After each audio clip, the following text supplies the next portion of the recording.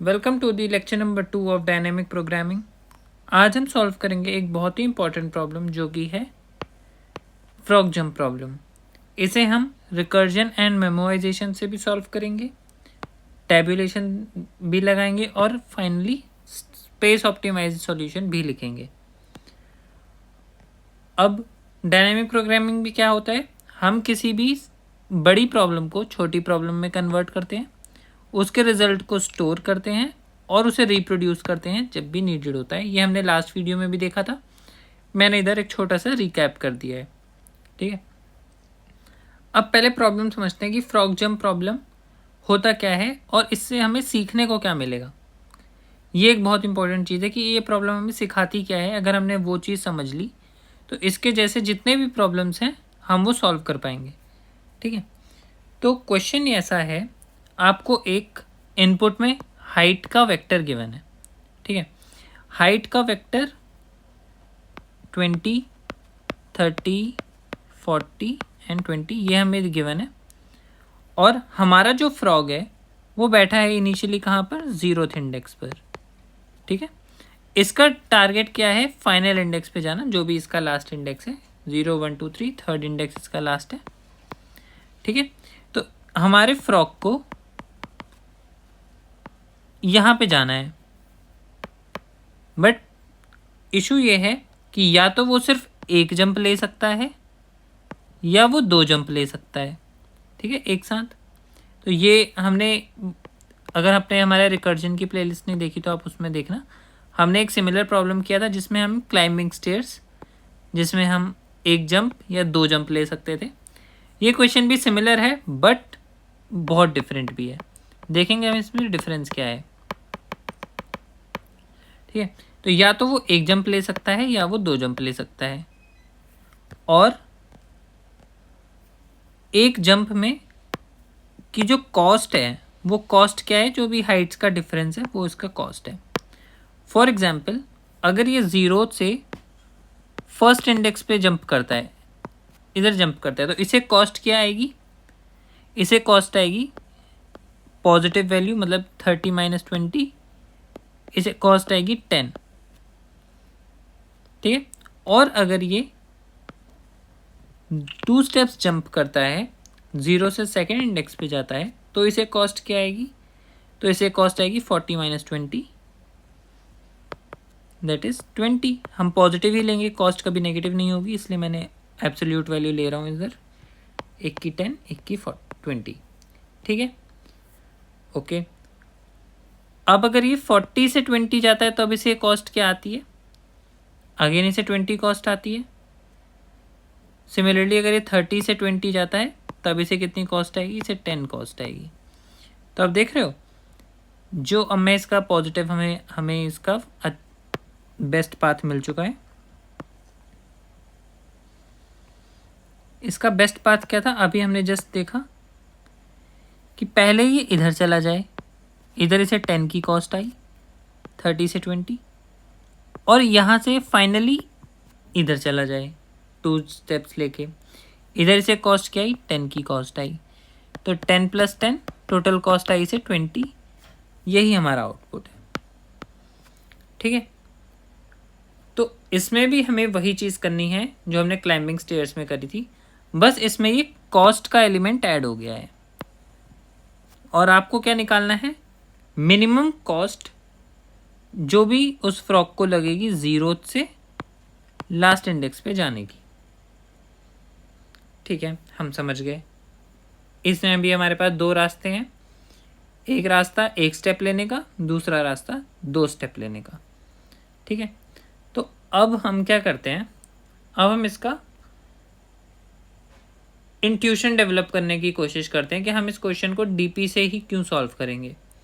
तो जो अभी हमने एग्जाम्पल लिया, अगर मैं उसी एग्जाम्पल को लूँ तो 20, 30, 40 एंड 20 ये हमें देख गिवन था। ठीक है, इनिशियली मैं 0th इंडेक्स पर हूँ। ठीक है, अब जब मैं 0th इंडेक्स से, मेरे पास 2 ऑप्शन है, या तो मैं फर्स्ट इंडेक्स पे जा सकता हूँ, ठीक है, या तो मैं सेकेंड इंडेक्स पर जा सकता हूँ। ओके, 0 से फर्स्ट इंडेक्स पे जाने की क्या कॉस्ट थी, 10 कॉस्ट थी। एंड 0 से सेकेंड इंडेक्स पे जाने की क्या कॉस्ट थी, 20 कॉस्ट थी। ठीक है, यहाँ भी हमने देखा 30 - 20 10 एंड 40 - 20 20, ये था। अब फर्स्ट से भी मेरे पास दो रास्ते हैं, या तो मैं फर्स्ट से सेकेंड इंडेक्स पे जा सकता हूँ या मैं फर्स्ट से थर्ड इंडेक्स पे जा सकता हूँ।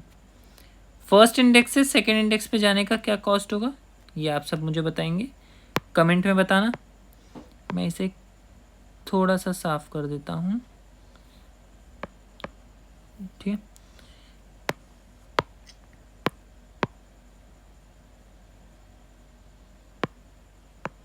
ओके।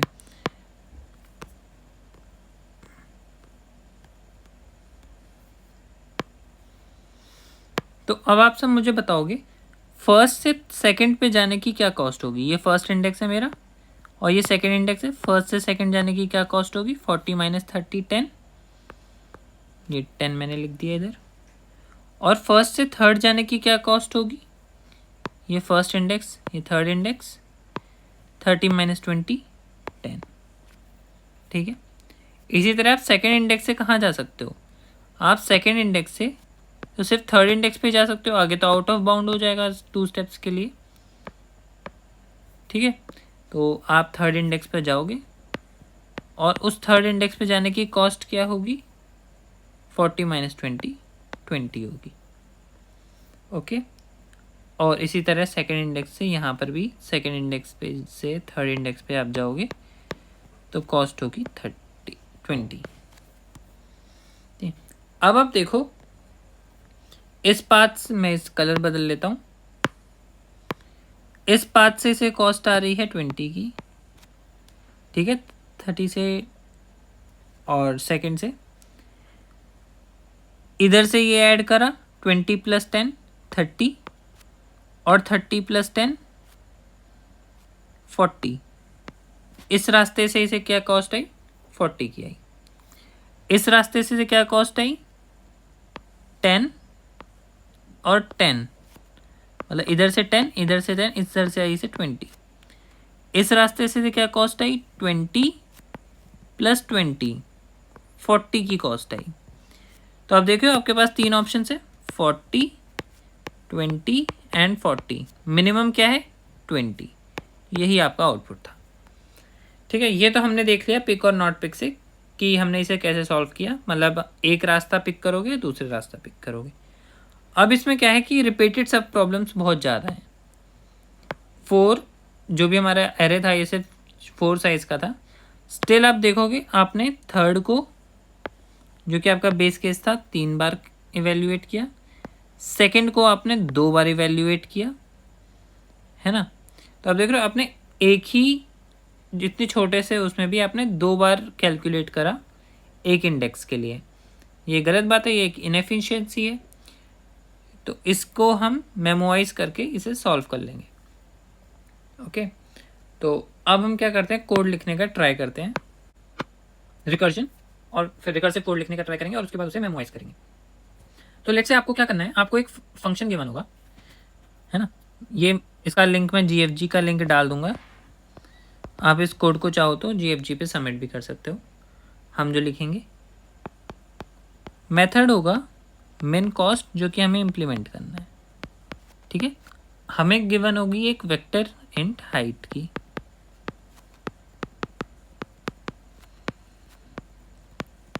जो कि मैंने एग्जाम्पल में भी ली थी। ठीक है, अब मैंने एक बहुत इंपॉर्टेंट टिप आपको दिया था कि जब भी आपको DP का प्रॉब्लम सॉल्व करना हो या फिर आपको रिकर्सिव सॉल्यूशन ही लिखना हो उसका, तो एक इम्पॉर्टेंट चीज़ होती है कि आपको स्टेट पता होना चाहिए कि स्टेट क्या है। तो देखो हमें 0 से nth जाना है। ठीक है, तो मैं क्या करूँगा, एक सॉल्व मेथड बनाऊंगा। ठीक है, मैं एक सॉल्व मेथड बनाऊंगा और ये सॉल्व मेथड में क्या करूँगा, मैं nth से 0 पे जाऊँगा। आप लोगों का टारगेट है कि आप 0 से nth का कोड लिखेंगे। ये थोड़ा अनकन्वेंशनल है जो मैं लिखना चाह रहा हूँ। मैं आपको एक चीज़ सिखाना चाह रहा हूँ कि आप चाहो तो किसी भी रास्ते से जा सकते हो। देखो, आप 0 से n जाओगे या आप nth से 0 जाओ, है तो वही आप पाथ फॉलो करोगे, तो आप किसी भी तरीके से इसका आंसर निकाल सकते हो। मैं आपको रेकमेंड करूँगा आप 0 से n जाने का अपने आप लिखने का ट्राई करो। मैं आपको n से 0 का बता रहा हूँ, ठीक है। अगर आप मेरे को कमेंट में लिखोगे कि हमें 0 से n जाने का भी बताओ, तो मैं उसका भी कोड आपको बता दूंगा, उसके लिए भी वीडियो बना दूंगा, ठीक है। अभी हम क्या लिखेंगे, अभी हम अपनी स्टेट को जिस टाइप से लिखेंगे कि आपको nth पर अभी आप हो और मैं इसमें एक हाइट पास कर दूंगा, ठीक है, जो भी आपको गिवन है। ये स्टेट पता है क्या रिप्रेजेंट कर रही है? ये स्टेट अभी रिप्रेजेंट कर रही है cost of reaching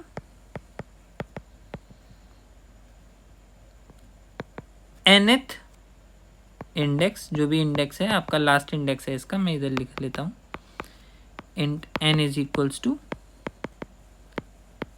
height dot size -1, कि इस इंडेक्स पे पहुंचने की 0 से क्या कॉस्ट है। कॉस्ट नहीं, मैं लिखूंगा मिनिमम कॉस्ट, ठीक है। ये रिप्रेजेंट कर रही है। मैं इसे क्लियरली थोड़ा से अच्छे से लिख के क्लियर में आपको बताता हूँ। It is actually representing minimum cost of reaching nth index from 0th index। ये है आपका स्टेट, ये आपका स्टेट इधर रिप्रेजेंट कर रहा है, ठीक है। अब हम इसका सॉल्व मेथड इंप्लीमेंट करने का ट्राई करते हैं। अब देखो, जैसे ही आपको ये चीज़ समझ आई कि ये क्या रिप्रेजेंट कर रहा है, कोड सुपर इजी हो जाएगा। कैसे? Int solve. अभी आप किसी इंडेक्स पर हो, ठीक है, जहां तक कि अभी आपको कॉस्ट निकालनी है और एक आपको हाइट गिवन है। अब देखो, सबसे पहले आपको 0 से इंडेक्स वाले की कॉस्ट निकालनी है। तो आप सोचो बेस केस क्या होगा। बेस केस होगा कि अगर आप 0 पर ही हो, है ना, सोर्स से 0 से 0 जाने की कॉस्ट क्या होगी। इधर तो वैसे भी आपको हाइट का डिफरेंस चाहिए, तो 0 स्टोन पर आप हो और 0 पर ही जाना है, दोनों की हाइट का डिफरेंस क्या होगा, 0 होगा। तो यही मैं इधर एक बेस केस लिख दूंगा कि अगर मैं ऑलरेडी इंडेक्स मेरा 0 पर है तो मैं लिख दूंगा रिटर्न 0, ठीक है। जहाँ पर आप थे, जहाँ से आपने शुरू किया था वहीं पर पहुँच गए, तो आपका क्या है, आप अपनी डेस्टिनेशन पर पहुँच गए हो, तो इसलिए आपने 0 रिटर्न कर दिया। अब हमारे पास 2 पाथ हैं, ठीक है। एक पाथ है हमारा 1 स्टेप वाला। 1 स्टेप वाले पाथ में आप सोचो, आप सॉल्व पे हो, मैं nth से कहाँ जा सकता हूँ, n-1 पर जा सकता हूँ ना, एक स्टेप अगर मैं पीछे जा रहा हूँ तो इसके लिए मैं क्या करूँगा, मैं सॉल्व कॉल करूँगा n-1 और हाइट के लिए। और जब आपने एक स्टेप पीछे जाओगे, आप अपने करंट इंडेक्स से, सॉरी मुझे इसे इंडेक्स -1 लिखना चाहिए था, मैंने n-1 लिखा है। मैं इसे, जब आप इंडेक्स -1 पर जाओगे तो आपको कॉस्ट भी देनी पड़ेगी इंडेक्स से इंडेक्स -1 जाने की। वो कॉस्ट क्या होगी, absolute difference between their Heights. मैं हाइट को इधर h से रिप्रेजेंट करता हूँ, h of index minus h of index -1, ठीक है। ओके, अब आपने पाथ 1 की कॉस्ट तो निकाल ली। अब आती है पाथ 2 की, जिसमें 2 स्टेप का है। तो मैं इधर लिखता हूँ इंट पाथ 2। सिमिलर, ये बिल्कुल सेम है। अब आप कहाँ पर जाओगे, अब आप जाओगे इंडेक्स कहाँ पर, -1 से नहीं -2। हाइट के लिए मैं h पास कर देता हूँ, मैं इधर भी h कर देता हूँ ताकि कोई कन्फ्यूजन ना रहे, मेरे को ज़्यादा लिखना ना पड़े, इसलिए मैंने हाइट को h कर दिया है। ठीक है, ये हो गया। और आप कॉस्ट ऐड कर दोगे, index minus h of index -2, right. लेकिन इधर एक कैच है, आप इधर सीधा रिटर्न मिनिमम कर दोगे कि हमें मिनिमम निकालना है कि आपको पाथ 1 और पाथ 2 से जहाँ से भी छोटा पड़ता है, जहाँ से भी आपको कॉस्ट कम आ रही है, आप वो लिख दो। बट आप ये चीज़ नोटिस करोगे कि ये इंडेक्स -1 और इंडेक्स -2 आउट ऑफ बाउंड भी हो सकता है। अब इंडेक्स -1 कब आउट ऑफ बाउंड होगा, 0 पे। 0 तो आपने ऑलरेडी वैलिड कर रखा है, तो यहाँ से रिटर्न हो जाएगा, तो ये पाथ तो कभी भी गलत नहीं होगा। मैं एक बार और से एक्सप्लेन करता हूँ। इंडेक्स -1 कब नेगेटिव होगा, कब नेगेटिव होगा, जब इंडेक्स <1 हो। <1 पहला इंडेक्स कौन सा होगा, 0।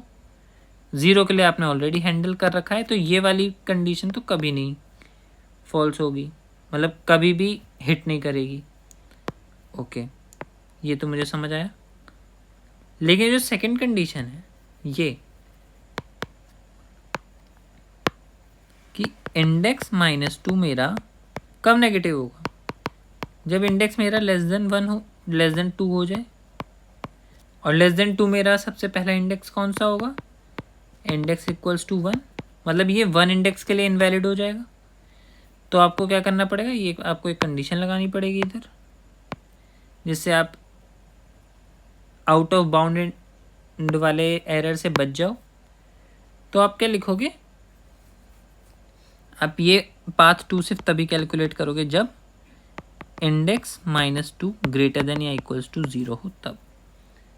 ठीक है,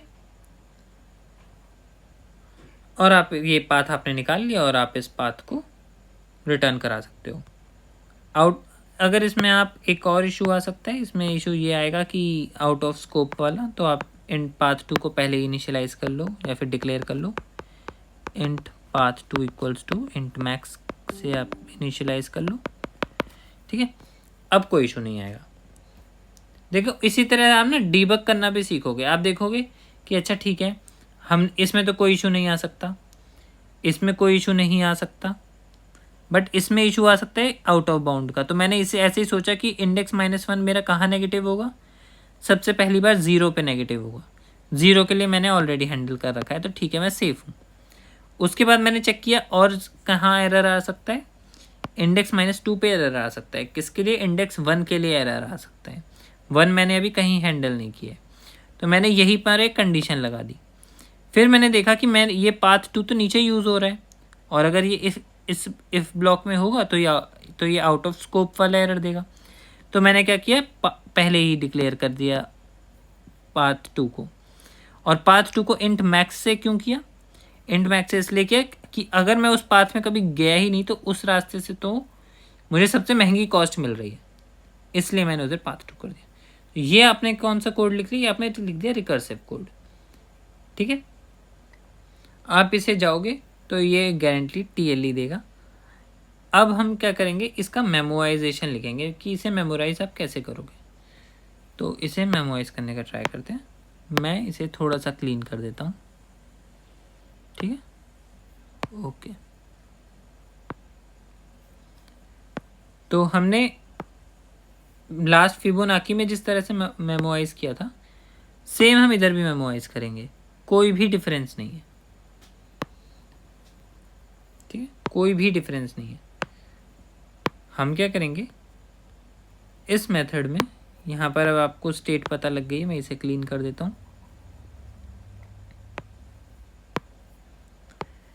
हम क्या करेंगे, एक वेक्टर बनाएंगे,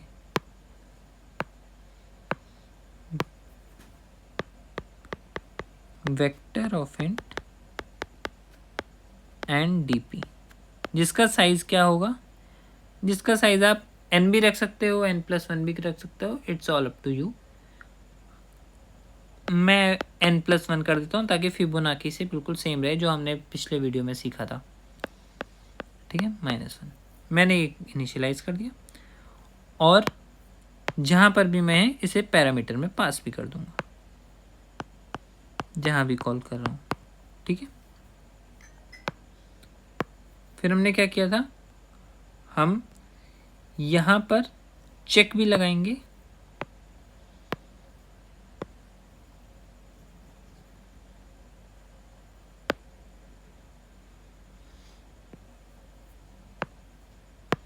अब हम इधर पहले चेक लगाएंगे, क्या मेरा, पहले मैं इधर डीपी भी पास कर देता हूँ, क्या मेरा इस इंडेक्स के लिए ऑलरेडी कैलकुलेटेड है वैल्यू, मतलब क्या वो नॉट इक्वल टू -1 है, तो मैं रिटर्न कर दूंगा क्या, डीपी ऑफ इंडेक्स। ठीक है, अदरवाइज आप जब यहाँ पर इसे कॉल करोगे और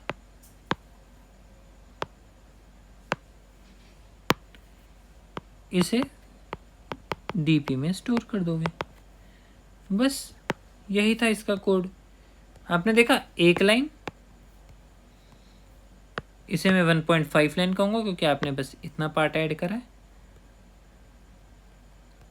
और एक इनिशियलाइज। देखा 3 लाइन का कोड था, 3 लाइन में हमने इसे रिकर्जन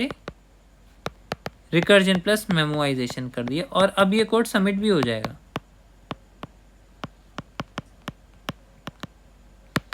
ठीक है, अब ये कोड इजीली सबमिट हो जाएगा। तो आप लोग इसे ट्राई कर सकते हैं कोड को सबमिट करने का। अभी हम इसे GFG पर जाकर सबमिट करके देखते हैं।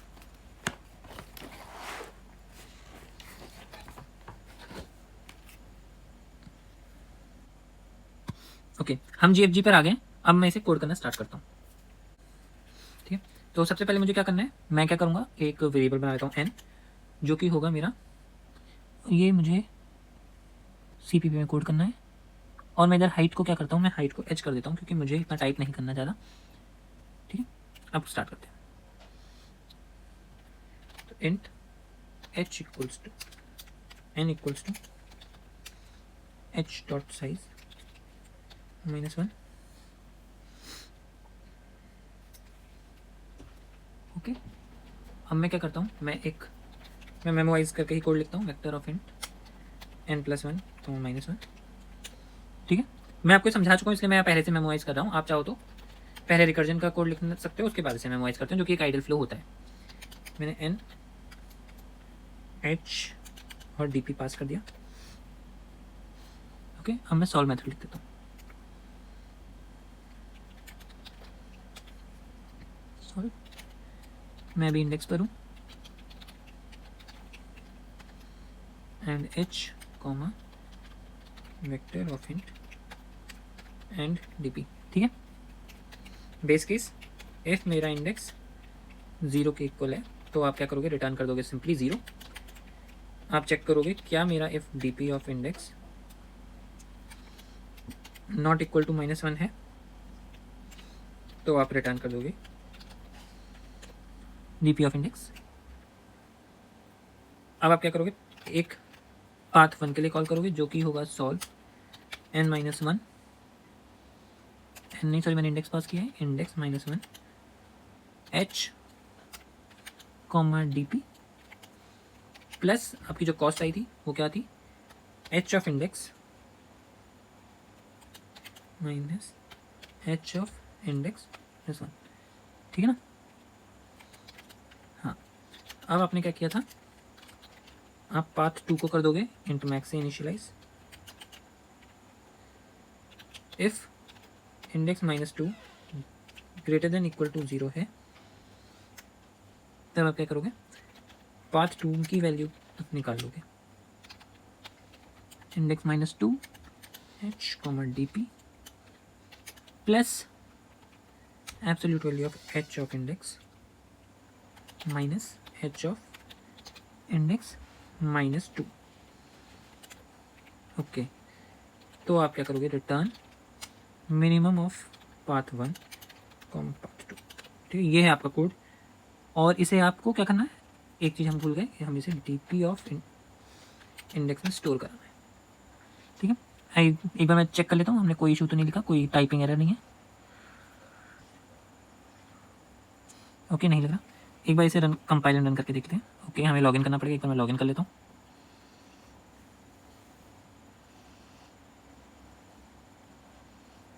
ओके, एक बार इसे रन कर लेते हैं। ओके, कोई इशू है, DP of index not equal to -1। Okay, हमने यहाँ पे स्पेस दे दिया है, हमें स्पेस नहीं देना।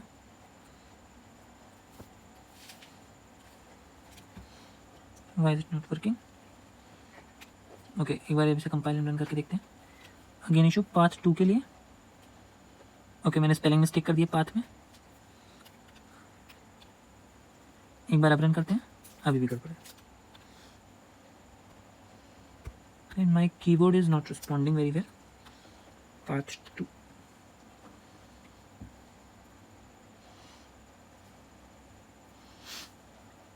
ओके, मैंने इधर डीपी का नाम ही नहीं दिया, my bad.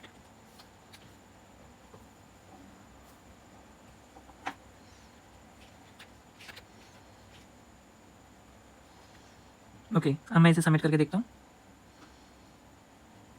Okay, it is accepted. तो हमने ये कोड रिकर्जन और मेमोराइजेशन से सॉल्व कर लिया है ये प्रॉब्लम। अब हम ओके, आज की वीडियो के लिए इतना ही। हम नेक्स्ट वीडियो में इसे टेबुलेशन से सॉल्व करेंगे और उसी के साथ साथ स्पेस ऑप्टिमाइजेशन भी।